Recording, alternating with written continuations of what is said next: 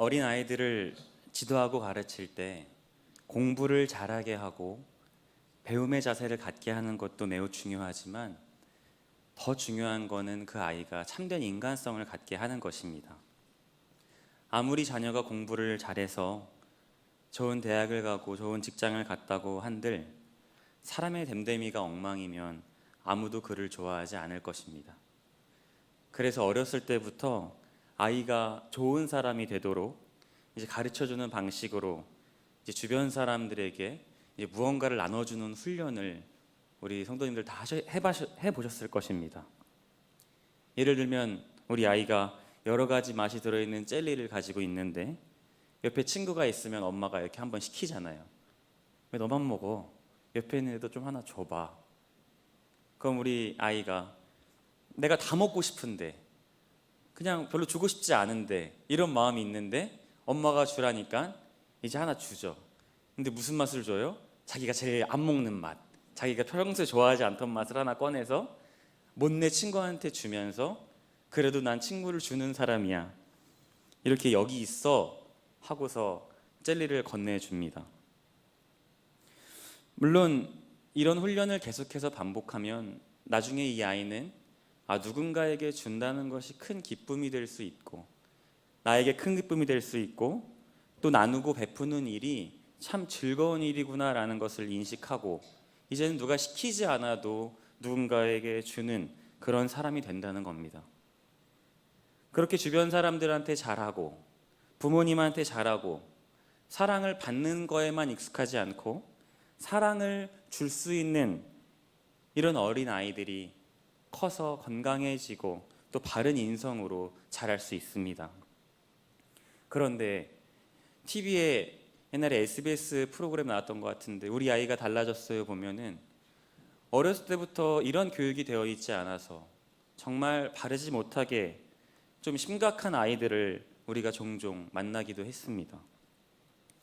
저의 아는 친한 청년이 유치원 교사를 하는데 그 유치원을 가면 한 덩치 큰 친구가 있는데요. 맨날 와가지고 아이들이 장난감을 가지고 놀고 있으면 자기가 하고 싶으니까 뺏고 또 친구들한테 손부터 먼저 나가는 그런 아이가 있다고 합니다.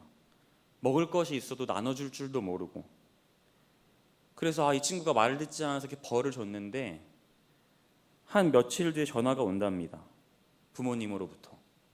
우리 아이가 뭘 그렇게 잘못했다고 벌을 주느냐고 따지듯이 선생님한테 연락이 온다고 합니다. 참 유치원 교사가 참 3D 직종인 것 같아요. 근데 이 전화를 받으면서 이 청년도 깨닫는 거죠.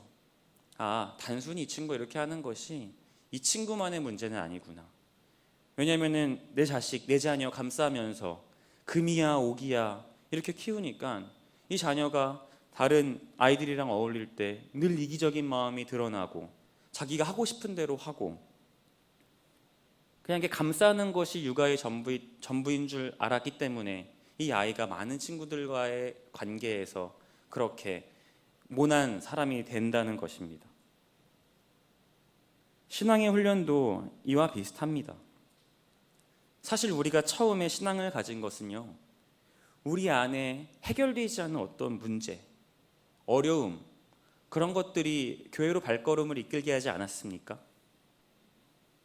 그래서 그 문제를 가지고 하나님 앞에 씨름하고 고민하면서, 그러니까 처음에는 이기적으로 내 어떤 문제를 해결하고 싶어서 열심히 주님께 매달렸는데 참 감사하게도 우리 하나님 만나주시고 경험하는 은혜가 우리 가운데 다 있습니다. 어떻게 보면 나를 위해서 처음 시작했던 이 신앙생활이 우리의 처음 신앙의 모습일지도 모르겠습니다. 그러는 동안에 다른 사람들도 들어오지 않고 당장에 나의 문제가 급하기도 하니까 그냥 온통 나에게만 여력이 쏟아져 있는 것이 신앙 초기의 모습입니다. 그런데 그렇게 신앙생활을 하다가 그렇게 신앙생활이 오래되고 하나님을 경험하고 만나고 나면 이제 그때서야 이게 나를 위한 것이 아니고 하나님께서 나를 이렇게 인도해 주셨구나. 하나님을 위한 신앙으로 바뀌고 그리고 여러 사람들이 눈에 들어오기 시작하면서 여러 사람들과 함께 공동체가 신앙생활을 하는 것이구나. 여유가 생기면서 그런 것들이 우리 시야에 들어온다는 것이죠. 신앙생활을 우리가 오래 했음에도 불구하고 여전히 교회에서, 여전히 우리 삶의 자리의 모습이 나의 위주, 내 생각만으로 가득 차 있다면, 처음에 말씀드렸던 것처럼 유치원에서 아이들의 물건을 빼앗는 그 아이처럼 우리는 아직 영적인 어린아이일 수도 있습니다.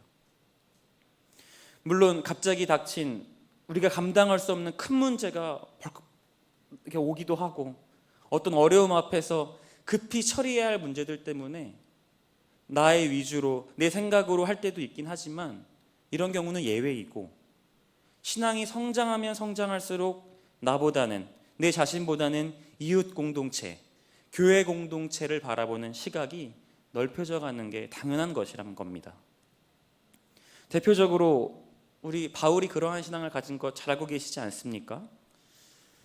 바울이 고기를 먹지 않았다는 사실을 우리 성도님들은 다 아실 겁니다. 바울이 왜 고기를 먹지 않았나요? 바울이 채식주의자였습니까? 아니면 고기를 먹으면 두드러기가 났습니까? 그런 이유가 아니었습니다. 당시 유통되는 고기는 우상의 제물로 한번 바쳐지고 판매가 되는 고기였다 보니까 교인들 중에 이 고기를 먹는데 거리낌을 갖는 사람들이 있었다는 것이죠. 바울은 교회에서 목회자로 많은 사람에게 말씀을 전하는 사람으로서 내가 이 고기를 먹음으로 인해 시험받고 교회를 떠날까 염려하는 사람들 때문에 이 고기를 먹지 않았다고 분명히 이야기합니다. 바울이 만약에 내가 고기를 좋아하고 내가 스테이크를 좋아하고 내가 먹던지 말던지 내가 알아서 할 문제인데 왜 나 때문에 너네들 시험받고 그래? 이러면서 난 내가 좋은 대로 할 거야 하고 고기를 먹었다면 아마 많은 사람들이 시험을 받고 교회를 떠나갔고, 이 바울 또한 영적인 어린아이 같은 사람이었겠죠. 그러나 신앙이 성숙하고 영적인 생각이 있는 사람들은 자신의 태도, 자신의 행동으로 일어날 일들을 깊이 생각하고 행동으로 옮긴다는 것입니다. 바울과 같은 이 행동이 개인의 신앙을 넘어서는 공동체의 신앙의 참된 모습을 보여주고 있다는 것입니다. 오늘 본문도 이와 같은 흐름에서 이해하면 좋습니다. 1절 후반절을 보시면 모든 사람을 위하여 간구와 도고와 감사를 하되 아멘. 이 디모데는 바울의 동역자이며 사랑하는 영적인 아들입니다. 그 디모데도 에베소라는 지역에서 목회를 하고 있었습니다. 디모데를 사랑하는 마음으로, 목회를 잘 해나가기 바라는 마음으로 바울이 편지를 쓴 것이 바로 오늘 우리가 읽은 디모데 전후서인데, 기도는 이렇게 하는 것이다 가르치는 바울은 분명히 전합니다. 모든 사람을 위해서 중보하고 기도하라. 이어서 2절에 임금과 높은 지위에 있는 모든 사람들을 위하여 하라. 왜요? 고요하고 평안한 생활을 하려 함이라 말씀합니다. 저는 저희 부모님께서 신앙생활을 전혀 하시지 않는 그런 가정에서 태어났습니다. 그냥 처음에 친구 따라서 교회를 갔는데, 지금 마치 제가 명성지을교회 온 지 한 3주밖에 안 된 것 같은데 따뜻하게 저를 맞이해 주시는 것처럼, 저희 모교에서도 제가 초등학생 때 교회를 갔는데 저를 따뜻하게 맞이해 주시고, 참 너 귀하다, 부모님이 신앙생활을 하지 않는데 어떻게 이렇게 교회를 나올 수 있니? 이러면서 저를 너무 아껴주시고 이뻐해 주셨습니다. 그렇게 교회를 열심히 다니고 공과 선생님, 반 선생님들이 저를 위해서 항상 기도해 주시고, 또 저를 딱 보시면 아시겠지만 제가 먹을 거에 굉장히 약합니다. 그럼 이제 예배 끝나면은 떡볶이 먹으러 가자, 이제 피자 먹으러 가자, 이제 이러면 저는 홀리듯이 막 따라가는 거죠. 그렇게 저를 위해서, 신앙의 어떤 토대가 전혀 없는 저를 위해서 눈물로 씨앗을 뿌리고, 이 어린 현종이가 정말 자라서 하나님의 영광을 드러낼 수 있는 사람이 되었으면 좋겠다, 많은 교인들과 선생님들과 교육자의 기도로 그 눈물로 씨를 뿌린 그 중보한 결과 제가 이 자리에 있는 것 아니겠습니까? 나의 열심과 노력만으로 이렇게 신앙이 성장했고 이 자리에 나 스스로 있다고 말할 수 있는 사람은 아무도 없을 것입니다. 우리는 어떤 누군가의 기도로 인해서 이 자리에 있는 것이고 어떤 누군가의 눈물로 씨앗을 뿌렸기 때문에 하나님께 우리가 더 나아갈 수 있는 것 아니겠습니까? 뿐만 아니라 우리는 성령의 도우심으로 이 자리에 또 있습니다. 로마서 8장 26절의 말씀을 제가 읽어드리겠습니다. 이와 같이 성령도 우리의 연약함을 도우시나니 우리는 마땅히 기도할 바를 알지 못하나 오직 성령이 말할 수 없는 탄식으로 우리를 위하여 친히 간구하시느니라. 아멘. 내가 이 자리에 있기까지, 성도님들이 그 자리에 계시기까지 우리들의 노력만으로 온 것이 결코 아닙니다. 누군가의 눈물의 씨앗이 분명히 있었고 성령님이 이루 말할 수 없는 탄식함으로 간구하는 우리의 주님의 그 간구하심이 있었기 때문에 우리가 이 자리에 존재할 수 있음을 믿습니다. 2018년 5월에 경기도 시흥 평택 방면 고속도로에서 1차선 도로를 달리던 차가 계속 중앙 분리대를 들이받은 후에도 멈추지 않고 달려가는 블랙박스 영상이 인터넷에 나왔습니다. 중앙 분리대를 박았는데도 불구하고 이게 계속 긁으면서 차가 계속 달리는 거예요.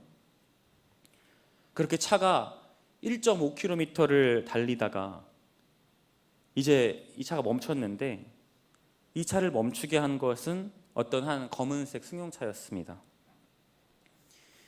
일부러 이 사고 차량을 멈추게 하려고 저 차에 뭔가 문제가 있나 보다 싶어서 그 차를 추월해서 먼저 앞에서 차를 딱 세워서 사이드 브레이크를 딱 올린 다음에 그 차가 더 이상 못 가게 일부러 고의로 사고를 낸 것이었습니다.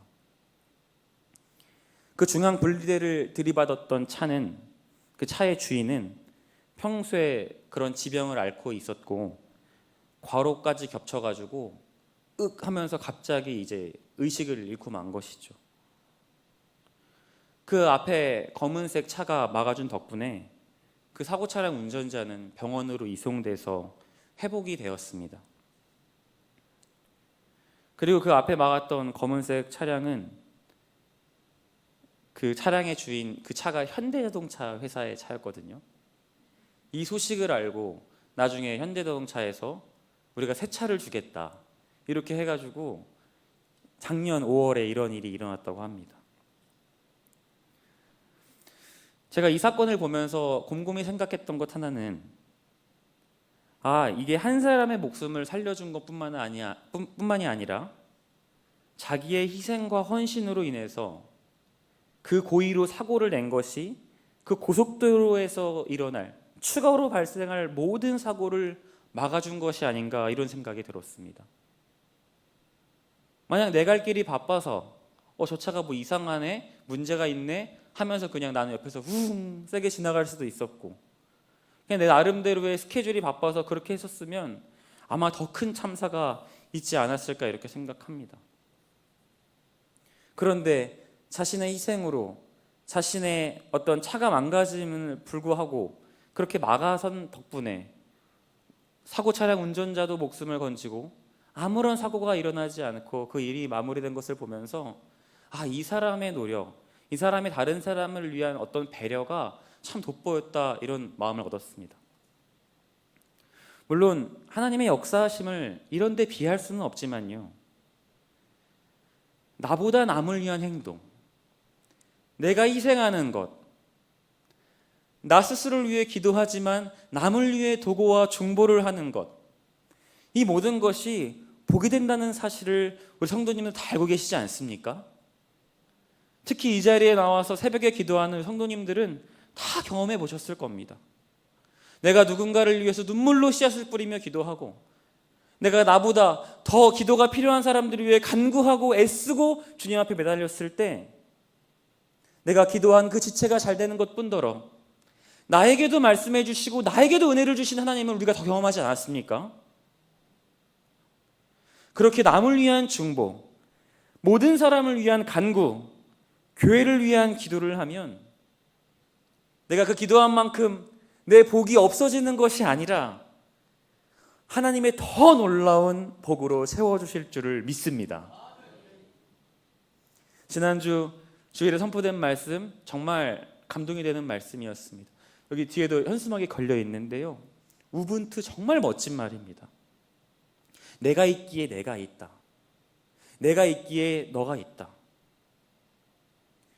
내 개인적인 기도의 시간을 이 아침에 나와서 갖는 것 무척이나 중요하고 매우 중요하고 당연히 하나님 앞에 기도해야 될 부분들이지만, 연말이 다가오고 성탄이 다가오면서 우리의 기도의 방향을 조금 틀었으면 좋겠습니다.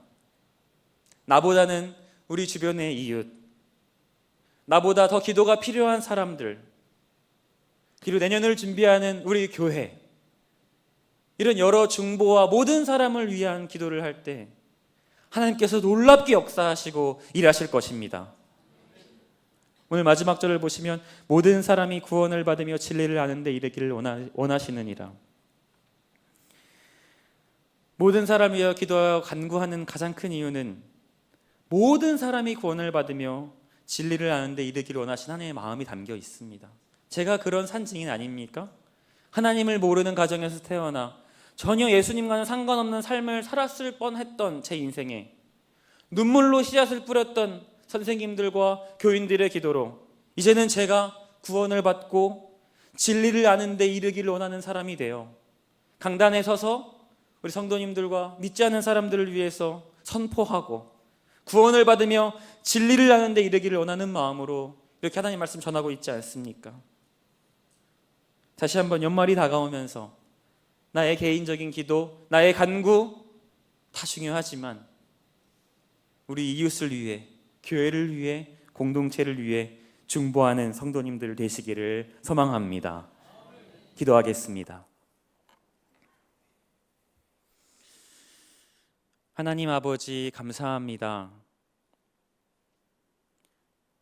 정말 2019년 모든 것이 주님의 은혜였습니다. 하나님, 이 자리까지 올 수 있었던 것은 나의 신앙과 내 스스로의 노력이 결코 아니었음을 하나님 고백합니다. 누군가 우리를 위해서 눈물로 씨앗을 뿌렸고 또한 주의 성령님께서 우리를 위하여 친히 간구하셨기에 이 자리에 있음을 고백합니다. 그렇게 하나님 아버지, 이제 우리도 누군가를 위해 눈물로 씨앗을 뿌리는 참된 신앙인 되게 하여 주옵소서. 공동체의 신앙을 추구하며 살아가는 우리 성도들 될 수 있도록 인도하여 주시옵소서. 감사드리오며 예수님 이름으로 기도합니다.